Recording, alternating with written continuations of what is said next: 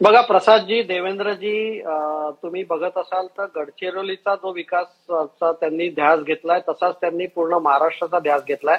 म्हणजे जो गडचिरोली जिल्हा शेवटचा जिल्हा म्हणून ओळखला जायचा तो आता पहिला जिल्हा होणार आहे. इतका विकास देवेंद्रजी गडचिरोलीकडे स्वतः लक्ष देतात. महाराष्ट्राचा असा एकही एरिया नाहीये जिथे देवेंद्रजींचा विकासाकडे लक्ष नाहीये. त्याच्यामुळे कसं आहे, 24 तास काम करणारा नेता आहे. त्यांना स्वतःला पूर्ण विकासाचं गव्हर्नन्स समजतं, ऍडमिनिस्ट्रेशन समजतं. त्यांचं ध्येय क्लिअर आहे, विजन क्लिअर आहे आणि त्यांच्या भोवती कोणताही त्यांच्यावर आरोप नाहीये. ना त्यांना कधी भ्रष्टाचारावर त्यांचे आरोप झाले, ना परिवारवादाचे आरोप झाले.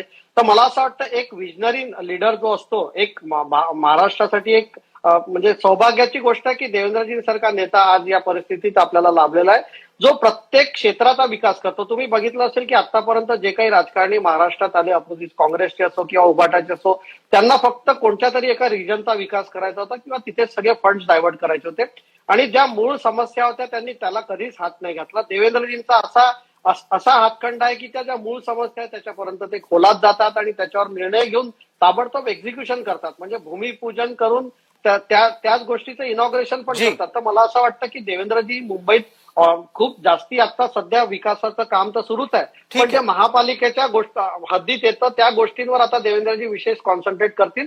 मुंबई हे फिनटेक कॅपिटल आणि ग्लोबल कॅपिटल होत आहे, त्याच्याकरता लागणाऱ्या सुविधा देवेंद्रजी निश्चित तयार करतील. तो सांडपाण्याचा प्रश्न असो, कचऱ्याचा प्रश्न ठीक असो,